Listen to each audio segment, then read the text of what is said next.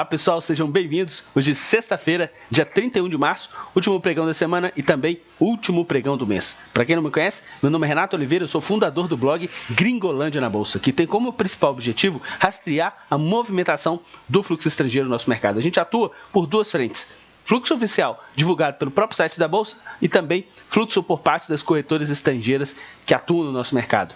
No vídeo de hoje, como é um vídeo semanal, prometo a vocês, mais uma vez, que eu quero fazer um vídeo bem dinâmico para vocês entenderem a mensagem que a gente está querendo passar aqui no canal. E se você gostar do conteúdo, não se esqueça, dê um joinha. Se você não gostar, não tem problema, pode deixar o seu joinha para baixo. Se você quiser também, você pode se inscrever no nosso canal e receber esse conteúdo diário. E todas as sextas-feiras a gente está publicando aqui para você a movimentação aí em base diária e também a evolução do fluxo em base semanal. Pessoal, encerramos mais uma semana, só que essa semana foi de alta. E olha que interessante, a gente já tinha comentado com vocês aqui no canal que na semana passada, no vídeo de sexta-feira passada, a gente estava tocando exatamente numa região de suporte por Fibonacci. A extensão de 0,382 de uma possível segunda perna de alta que tem como objetivo 74 mil pontos. A gente teve um enrosco lá em cima, na 618, e agora a gente teve um enrosco aqui embaixo, na 0,382. No ambiente do gráfico mensal, dá só uma olhada, pessoal, a gente chegou aqui a bater no mês passado numa região de resistência, que tinha sido um topo registrado aqui exatamente no mês de março de 2012. Então, a gente teve um mês de correção para o Ibovespa. E desde 2016, a gente teve um mês de correção no mês de maio, depois a gente teve 2 meses seguidos de correção em novembro e dezembro do ano passado, e agora o primeiro mês de correção para o nosso mercado no ano de 2017. Comentando com vocês a movimentação do fluxo, pessoal, primeiro vamos comentar em relação ao pregão de hoje. No dia de hoje, o Ibovespa encerrou com uma queda de 0,43. E aí, o fluxo estrangeiro pelas corretoras estrangeiras que a gente acompanha, movimento vendedor à vista e movimento comprador para os contratos do Ibovespa Futuro. E olha o tamanho, pessoal, 250 milhões de reais praticamente. Para a moeda americana, ponta vendedora de 35 milhões. Inclusive, esse aqui já é o contrato novo, pessoal, contrato K. Se você verificar aqui a variação do dólar futuro hoje, simplesmente 0,87 de baixa. E olha a expertise por parte deles. Na movimentação do contrato que se encerrou hoje, que foi o J, eles mantiveram o preço em cima. Por quê? A gente lembra que a gente comentou com vocês aqui no canal, 3,150 era o médio deles. Terminaram o dia com 18 pontos de gain e um volume de 178 milhões de reais. E o contrato novo, olha o que aconteceu, no dia de hoje, simplesmente derramaram 35 milhões de reais. No dia de ontem tinha atuado uma ponta vendedora pequena e hoje mais ponta vendedora para o nosso mercado. Se vocês verificarem aqui os contratos do Ibovespa Futuro, hoje um dia de correção, segunda correção que a gente teve para o nosso mercado futuro, e eles atuaram numa ponta compradora. E o que aconteceu, pessoal, com aquele fluxo vendedor que a gente chegou a comentar com vocês de 1 bi e 100 na terça-feira passada, no dia do tombo?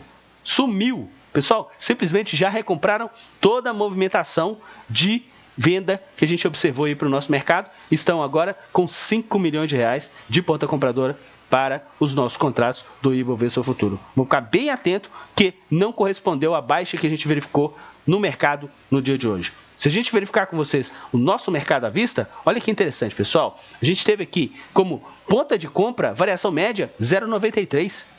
Ponta de venda, variação média 0,56 negativo. Ganharam dinheiro nas duas pontas no nosso mercado.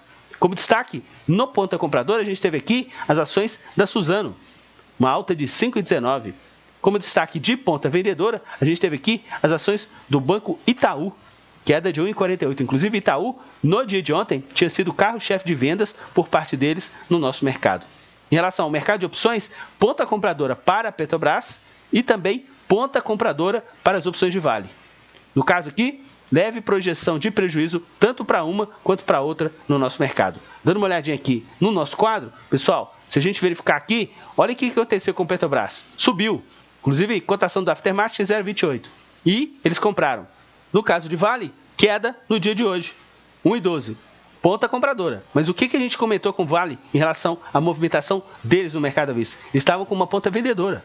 E simplesmente eles estão surfando aí essa pressão que a gente identificou já há alguns dias no nosso canal, que estava bem mais compradora para a Petrobras e uma pressão aí de baixa para o ativo Vale no nosso mercado. Se a gente verificar com vocês aqui, pessoal, os indicadores referentes ao mês de março, olha que interessante. Bolsas mundiais, a gente interrompeu aquela sequência.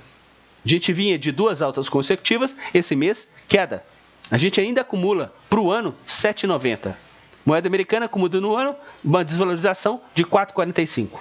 Bolsas americanas ainda seguem em alta, bolsas europeias também, somente a bolsa asiática do Japão, que ainda acumula desvalorização para 2017. Se a gente verificar a movimentação dos ativos, pessoal, olha aqui, esse mês a gente teve aqui simplesmente como carro-chefe de ponta compradora em valorização as ações da Natura, 13,81, pessoal.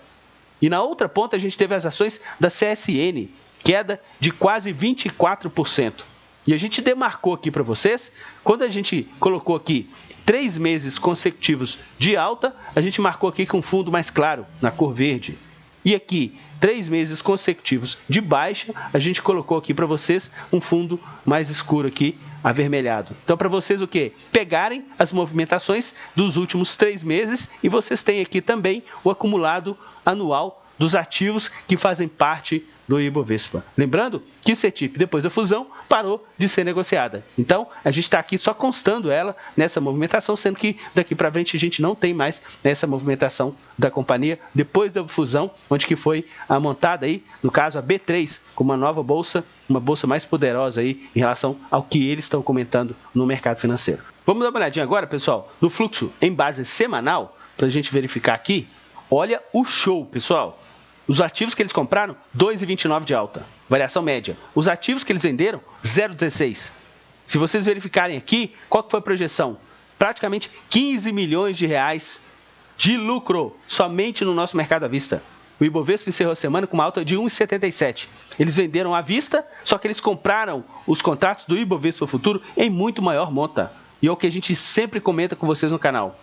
Eles fazem pressão porque o contrato futuro ele tem vencimento, então eles precisam de fazer essa pressão e empurrar o mercado através desses contratos. Pela moeda americana, uma semana de valorização e a gente está aqui ainda computando, no caso do dólar, o contrato atual, 3,168, que ainda subiu na semana 1,73 e eles aproveitaram para colocar alguma coisa no bolso. Se a gente verificar aqui com vocês, destaque da ponta compradora nessa semana, pessoal, as ações da Usiminas, 10% de alta. E olha que interessante, o próprio setor de siderurgia, a Usiminas se valorizou, mas se a gente verificar aqui, o destaque de venda foi exatamente as ações da CSN, uma queda de 6,95. E se a gente verificar também as ações da Gerdau, queda de 2,05. A gente teve inclusive aqui um destaque para as ações do Banco Santander, queda de 9,93 somente nessa semana. O carro-chefe de vendas, a gente teve aqui as ações da CETIP, conforme a gente comentou com vocês, é um ativo que não vai ser mais negociado no nosso mercado. A gente só pegou aqui esse patamar para poder passar para vocês essa última movimentação que eles tiveram na companhia no nosso mercado. Então, pessoal, vamos seguindo sempre atento. Inclusive, na semana passada, a gente chegou a comentar com vocês que o mercado ainda estava caindo, só que aquele fluxo vendedor que a gente tinha visto de 4 semanas, ele tinha cessado há 2. A gente não estava vendo ainda uma compra pujante, mas pelo menos a gente estava vendo que esse movimento de venda em base semanal cessar. E essa semana, um ambiente de valorização, retomada de alta para o nosso mercado, e eles atuaram numa ponta compradora. E se a gente desmembrar isso entre o mercado à vista e futuro, no caso do mercado à vista, essa barra aqui um pouco mais clara, ponta vendedora. Mas dá uma olhada aqui na ponta compradora que eles tiveram para os nossos contratos do Ibovespa Futuro. Isso sim, pessoal, faz uma enorme diferença para você que atua no mercado financeiro. E esse estudo a gente está fazendo com vocês aqui já desde julho do ano passado. Então, pessoal, eu acho que eu consegui cumprir com o compromisso de tentar fazer um vídeo um pouco mais dinâmico para que vocês fiquem atentos na movimentação do fluxo estrangeiro. Agora, final de semana, vamos descansar bastante, vamos passear bastante e segunda-feira a gente está de volta para sempre deixá-los antenados nessa movimentação do fluxo estrangeiro no nosso mercado. Um forte abraço a todos e até segunda, pessoal!